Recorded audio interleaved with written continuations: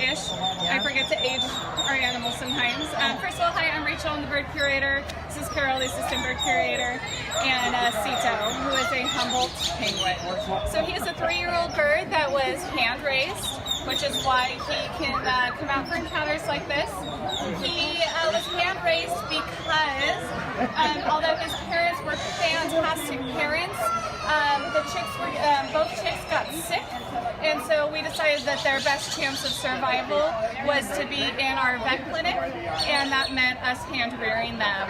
So we have Cito and his brother Monty, and they are graciously sponsored by Montecito Bank and Trust. So they've turned into their mascots and have turned into fantastic ambassadors here at the zoo. So Humboldt penguins are a South American bird species. They live on the coast of Peru for the most part. They do migrate up and down that west coast of South America a little bit. And they are a threatened species, like a lot of our birds, especially those that fish in the ocean. So these birds, they live right on the beach. They nest on the beach, and they take turns, males and females, taking care of their offspring. So they don't have that kind of stereotypical king penguin life cycle where the males will sit on the eggs and wait for the females to come back to feed the chicks. These are they take 50-50 responsibility for eggs and incubation and chick rearing.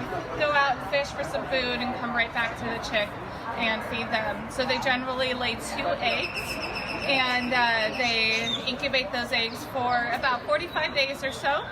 Chicks are born weighing about the size of a Hershey bar.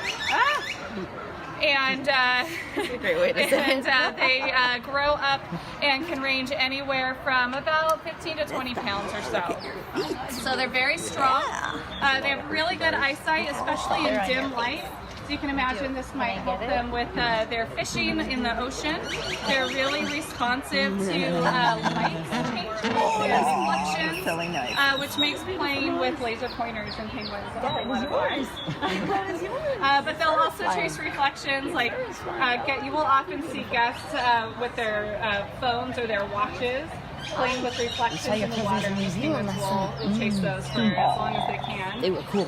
They hold their breath only for about 45 seconds to a minute and a half at a time. These aren't particularly deep divers as far as penguin species go, but they do have this cool adaptation. If you can look at his eyes, if he stops soliciting to Carol, that's penguin love right there. So if you look at his eyes, he does have that third eyelid. You'll see it blinking.